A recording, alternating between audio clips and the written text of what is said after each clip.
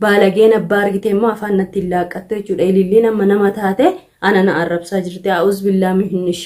Ani haadha ijoolleeti. An nama guddaadha. Hiriyaa kee miti. Hiriyaa kee nyaatteen finne hiriyaa kee faana walloli ilillaan jechuun waan baay'ee haasa'uun barbaadu. Maaliifuu daa'ima ganaa udduurraa udaan hin xaragatiin faana afaan banuun barbaadu jechuudha. Na shakkitu jedhee garuu keessi kiyyayyuu hin yaadu. Maaliifiyyuu ani nama akkasii miti. Ani abdiitti mitiiti nama kamittuu shiran dalagu.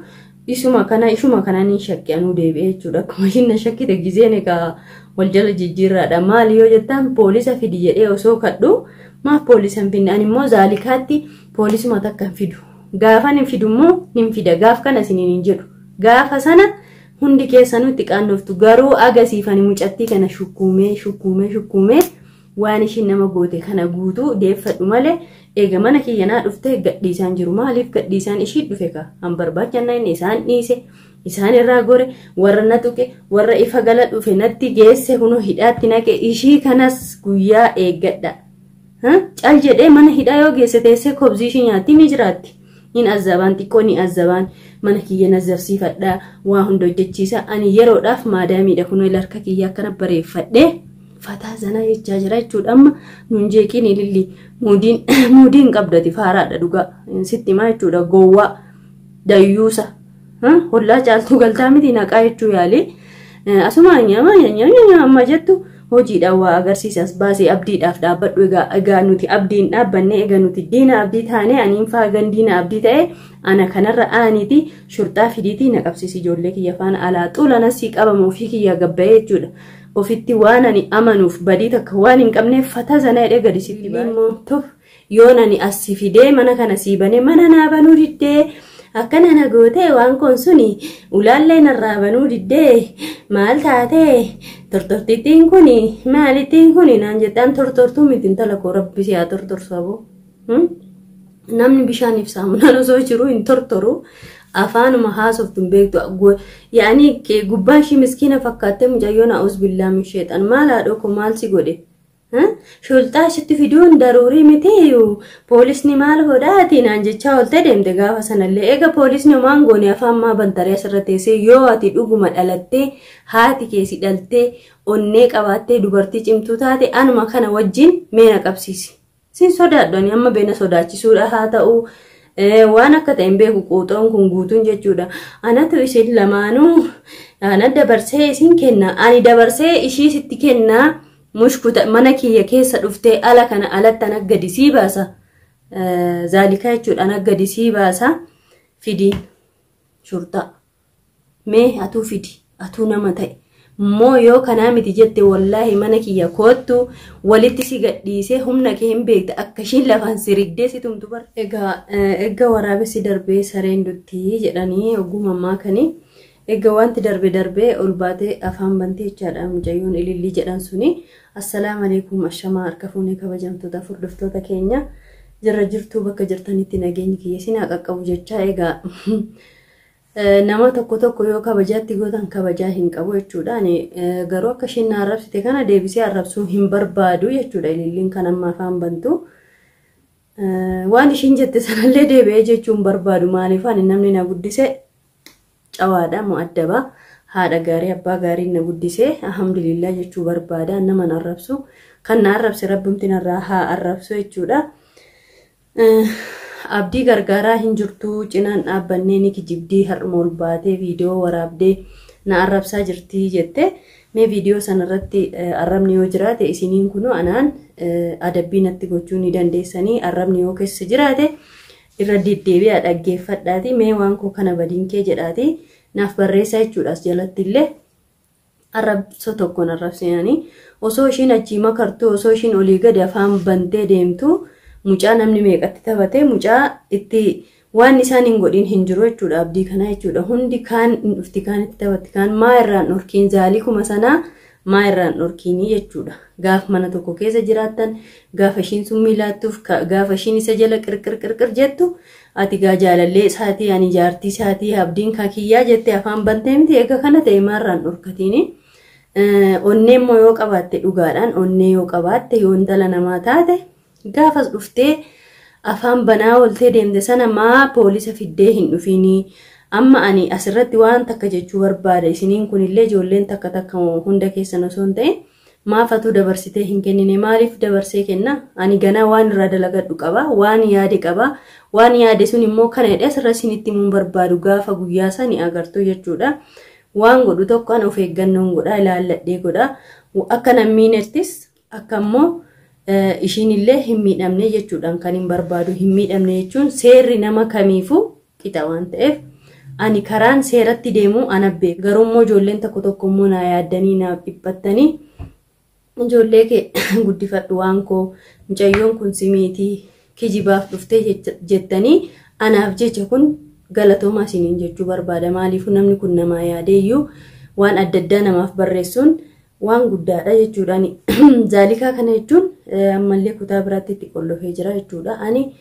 ishiin akka baatee naman argine akka baatee aduun argine akka ishiin baatee waan takka nagarre godheeraan sharihaa jalaa cabsee jira waan hunda jalaa balleessee jira waan hunda waan godhu tokko of eeggannoon godha jechuudha kana isiniif ibsuu barbaada innaa mucattii kana ni azabee azaaba guddaa keessa ishii galchee jira jechuudha waan nan ishiin hojjechiisin hin jiru waan nan ishiin goosisin hin jiru ani harka kiyya akkana walirra naqadhee dhiqadhee maadaamii ta'ee yeroo muraasaaf taa'ee jira isiniin jechuu barbaada hollaa faanallee akka ishiin waliin argineen hin godha aga danda'ame jechuudha goofiin mana fincaanii deemtuun ilaala sa'a 24 ani quraana hin cufu mana kiyyatti waan aarfamu hunda ni aarsaa jira innaa waan kana guutanii waan ni godhuuf siiriinshis yoo jiraate maalis yoo jiraate akka cabuufi jechuudha maaliifiyyuu ani kan na eegu rabbi siiriinis dhufee duutis dhufee waan hundi kan namatti dhufu musiibaan yoo rabbirraa taate eessattuu hin hafu duuti yoo taate osoo deemu namni gufatee ni du'a guyyaa ofii yoo taate jechuudha kana beekuu qabdanii ani immoo waan hin sodaadhu tokko hin jiru Sa'id irraa waa hedduu baradhee jira jechuudha gaafa duraan hundi keenyaallee dabalatee siirii jennee warra sana guutuu sodaataa turre inni garuu itti seenee siirii mana sanaas harkaanuu qabee haree baasee waa takka hin taane Sa'idoon kun fayyaa deema alhamdulillah siirii kana namni yoo sodaatedha kan nama miitu garuu immoo rabbiin dabarsees nama hin kennini jechuu barbaada sirratti yoo nani kun quraana banu mucattiin akkana qaama hooqatti qaama akkana hooqatti olii gad deddeemti ijji kun hin diddiimata aniga kana ijoolleen takka takka naan jechaa jirtanii ni sobdii muudillee sitti qabatti jettan anis bar ishiin akkas godhatteedhaaf ishee amanaan jiru ishiin akkas godhatteef amanaan hin jiru waan inni of eeggannoon godhu kun hafaa hin jiru jechuudha ni muulaa kiyyan hin qollofadha ijoollee kiyya ijaan hin agarsiifne gamma ijoolluma keenya agarsiisi naan jetti ishiinu jechuudha ani immoo ijoollee kiyya waan inni ishee agarsiisuuf hin qabu waan dhimmas takkallee hin jiru egaa isiniin kun hundi naaf yaaddaniitu waa meeqa kan naan jettan ijoolleen immoo tokko hin gadhiisii waan ko itti taphadhu azzabiini akka ishiin abdii goote godhii naan jettan hin jirtu ijoolleen tokko immoo nyaataan hin miidhiini rabbi si gaafata cubbuudha naan jettan hin jirtu cubbuudha garuu hin beeka akka cubbuu ta'an immoo akka ishiin hin duunetti akka ishiin adabamtuuf malee akka ishiin duutuun barbaadan hamtuus taatu nama kanaaf an du'a hin hawwu hammeenya ishii sanarraan hin deebisaa jedhee yaaluuf malee an du'a yookiin waa takka gochuuf miti osoo hin ajjeesuu barbaade sakandii keessatti maallaqaan asii baafachiisuun hin danda'a garuu kana hin godhu waan hojjete namni tokko badii hojjeteef aarsaa kaffaluu qaba badii hojjeteef maaliifuu ishiin anaa miti jettee waakkatti ishiin sun anaa miti jettee waakkatti ililli immoo tuf yoo nani asii fidee mana kana siibane mana naa banuu diddee akkana na gootee waan kun suni ulaallee narraa banuu diddee maal taatee tortortittiin kuni maalittiin kuni naan jettaan tortortuu miti intala koo rabbi siyaa tortorsabu namni bishaaniif saamunaan osoo jiru hin tortoru afaanuma haasoftuun beektu yaani gubbaan ishii miskiina fakkaattee mucayyoon a'uuz billaa min sheexan maal haadhoo ko maal si godhe shulxaa ishitti fiduun daruurii miti poolisni maal godhaati naan jechaa ooltee deemte gaafa sanallee eega poolisni homaan goone afaan maa bantaree asirra teessee yoo ati dhuguma dhalattee haati keessi dhaltee onnee qabaattee dubartii cimtuu taate anuma kana wajjin meena qabsiisi sin sodaadhani amma beena sodaachisuudha haa ta'u waan akka ta'een beeku quuxoon kun guutuun jechuudha anatu isin lamaanuu ana dabarsee isin kenna ani dabarsee ishii sitti kenna mushkuta mana kiyya keessa dhuftee ala kana alatti ana gadisii baasa zaalika jechuudha ana gadisii baasa fidi shurtaa mee atuu fidi atuu nama ta'e moo yoo kanaa miti jette wallaahi mana kiyya koottu walitti si gadhiisee humna kee hin beekta akka ishiin lafaan siriddee si tumtu bar asirraan baane malee akka ishiin si gootu nu hin beekna warri si beeknu. Kanaafuu waan kun immoo hin dubbattu miskiinadha maalidha namni kasiin jedhu sana dhageessee ani miskiina miti na tuqnaan siyyuu mataa kee lafatti gassiriga garuu immoo nan tuqin an siin arrabsu malee nama na arrabsu rabbi narraa haa arrabsu. Garuu immoo zaalikaa natti baasuu diddee natti as fiduu diddee waan ishii faana dubbadhu qabaa jettee miti ana boru kootu huno viidiyoon kiyya yoo si qaqqabe kootu ulaa sii banee walitti siin gadhiisee waan isin wal gaafattan ni ilaala sin jechuu barbaada Wayzaroo Ilillii jechuudha. Kun rakkoo tokko hin qabu wallaahi waan qajeelaa waan keerii goote mee dhufte akka namaa afaan banaa dhufte asiinaa gannaa baasi gannaa maa poolisa fiddeen dhufin. Abdii guyyaa tokko dhaqxee gaafattee hin beektu ishiin ardhumaa kana dhaqxee irraa waraabde akkasuma taate maal taate ani mush dirqama miti kaameraa fayyadamuun yoon gargaaruu baadhes immoo dirqama namni narraa qabu hin jiru waan ni gaafadhu asiin bayi achiin bayi nu obboleeyyan rabbii malee waan itti wal beeknu hin jiru nama kana namni biyya baqaatti wal baree akka obbolaa wajjin jiraata jedhan sana malee ani haadhoo kiyyaa yoo ta'e an keessi kiyya yoo naan eeyyamin waan natti fakkaanne tokko hin godhu aniin kun immoo akkati jettu kanas mujrimaa miti namni na beeku na beeka namni immoo mujrima naan jedhus homa rakkoon qabu maaliifuu rabbitu nama arga nama kamuu hojiisaas gaarummaasaas badaasaas mush daruurii miti namni kun na ajajuuf ol ba'ee abdii gargaaree har'a isa bira oolee achiin ba'ee asiin ba'ee innuu afaan isaatiin dubbatee jira hordoftootaaf kabajamtoota kiyya.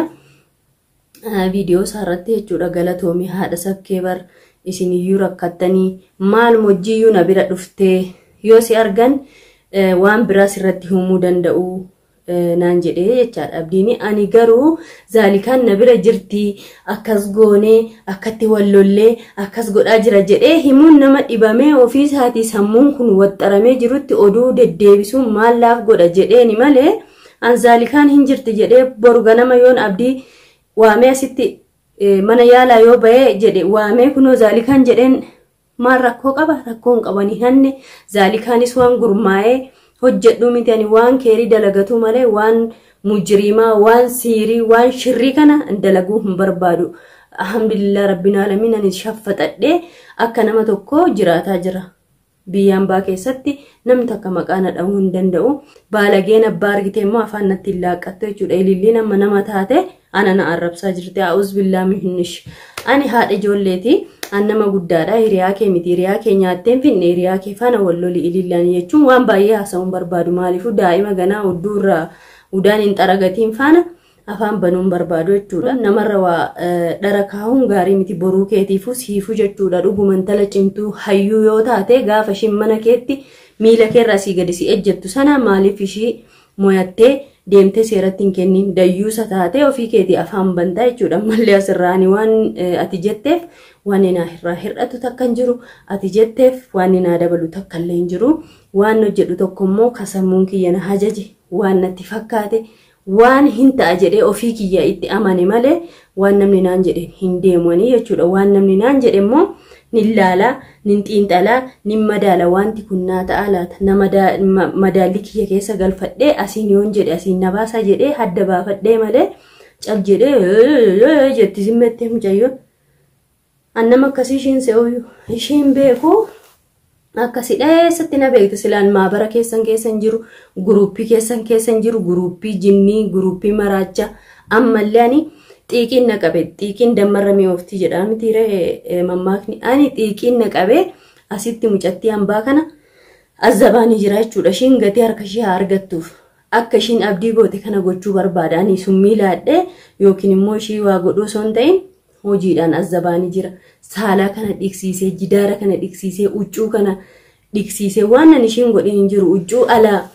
bishaan guursisee jechuudha mucayyoo kana maaliif iyyuu azzabuu kan barbaade adabamuu qabdi. Namni kun adabbii keessa yookiin jijjiirama yookiin ka haftee mujrima ta'ee hafaalaata ka jedhu keessa kiyyatti yaadeeni malee ani hammeenyallee hagas maran qaban ankaan nama abdii ajjeesuuf deemtii zaalikaa wajjin walii galtee ani inkaan ilma namaa mitiiti raammoo ajjeesuu hin danda'ani maaliifuu keessi kiyya hin danda'u dhugaa rabbii isinitti ma hordoftootaaf kabajamtoota kiyya hantuuta duutee argellee na gaddisiisti xixiqqoon kun dhugaa rabbii isinitti man jechuun lubbuu namaa dhiisaatee jechuudha. Egaa ililliin akka jettutti waan koon gurmooftee mana ishiitti galfattee zaalikaa wajjiniin abdii irratti shira xaxaa jirti abdii irratti shira dalagaa jirti nama fakkaattee mujriimtittiin tortortittiin jettee na arrabsaa jirtaa miti atuu onnadhu atuu mee jajjaba ta'iiti mee as ba'iiti shurxaa fidiiti aniin kunu itti haasaalfadhu rakkoo takka hin qabu jechuudha. Nama arrabsuun dura afaan banuun dura tasarrafuu waan takka danda'u alumaa gadi jaanja'uu malee mee bu'aan ati buuste takka illee hin jiru jechuudha. Silaa shurxaa takkaa miti dhibba fiddee yoo dhufte waan sodaadhu takka hin jiru jechuudha. Maaliifiyyuu hojii kiyyan na gaafachiisa hojii kiyyatu immoo waan takka irra oola malee ati jetteefi miti. Egaa kan nama hundaa immoo ija takkaan laalee jedhu rabbii takkicha malee ilma namaa kanaa miti jechuudha. Kanaafiyyuu fokkorsi hin barbaachisu yoo feete immoo onnee keetti qabadhu waan gootu godhi malee inshaallah gaafa sin qabsiisu tokko jira shurxaa mush daruurii mitiiti akkasiiti jetti. Shurxaan eega daruuriin taane kootu humnaa immoo danda'e ka gaaf mana takka keessa teessanii akka midhaanii wal nyaattan sana maaliif dandeessee ofirraa ishiin baasinii jechuudha. Ani har'as borus kan siidhaam obboleettii kiyya qaalii yoo ganda kiyya dhufte ulaa si jalaa hin banuun jedhu ulaa banee sitti gadhiisee manuma kana si seensisee akka ishiin dhukkee sirraa kaastu godha jechuudha. Yookiin naqaa jettee atillee ishii faana waltummoo eegalta yookiin immoo onnee kee laallee ka kolfaa ta'uuf deemta jechuudha. Ililliini baalagee sisaaddab cawaa zammilaal jedha warri soddaatii keenyaa badaan iyyaalli yoo nama arrabsu immoo ilmi namaa yookiin talli namaa ka adabaan guddatte immoo afaanuma nagaan deebifti jechuudha. Hiikni isaa kanaafiyyuu ani maaliif si arrabsa rabbuu si abaarraan afaan zaalikaa keessaa si baasuu dadhabee abdii anatu akkas godheefi kana nyaatee kana ugee maatee waan nyaata maal taasa'e yaman keessa taa'ee namni nyaata hin dhabu nyaanni akka fedhanitti nyaata abbaa fedheen laataa fiiti abdiidha. Guyyaa tokko gaafa nani safaana rakkadhu dhufee namni na gaafate hin jiru jettee garuu immoo innuu ragaa sitti ba'ee jira galatoomaa isin na cinaa dhaabbattanii jedhee nu galateeffate gaa maal goota deemiti isaan maaliif maqaa isaanii dhooftee maaliif galateeffatte jedhiiti loliinii jechuu barbaada.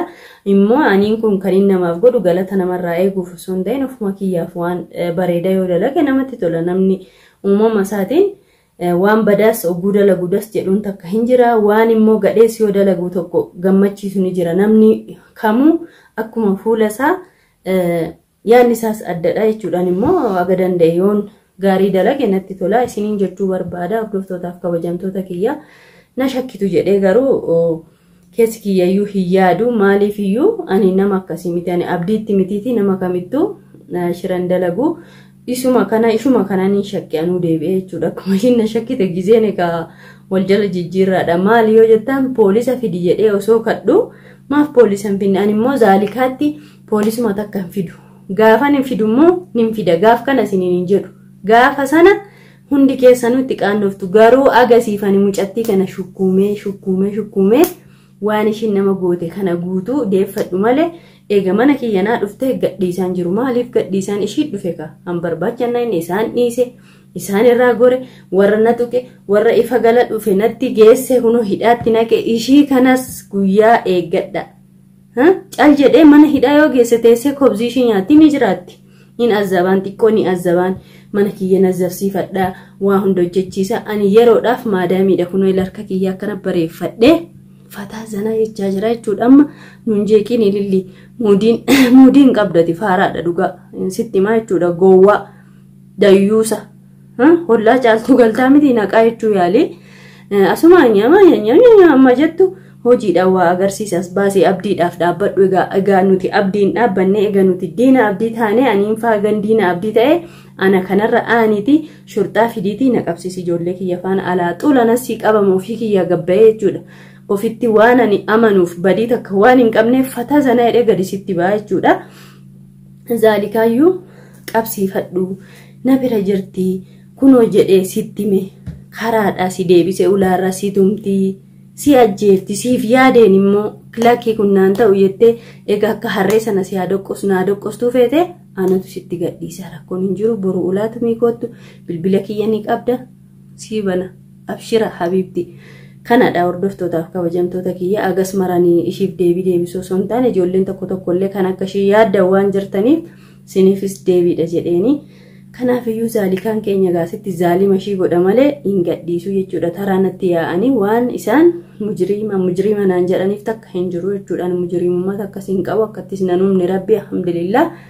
Egaa kanadha har'aaf kan inni isiniif qabadhee dhufee jechuudhaan har'aaf yeroodhaaf jechuudha har'aaf osoo hin ta'in yeroodhaaf han maadaamii ta'ee jira alhamdulillah garabbi goodumaa miskiinummaa keessa hunoo gara maadummaatti nu jijjiireeraa du'aa godhaan mallee kanaa ol akka nuuf fiduu jechuudha. Fataa zanaa jennee qeensa kana babbareeffannee of ilaallee fataa zanaa jechuun malee amma nuti yeroodhaaf nama faana walitti bu'uuf gizee hin qabnu.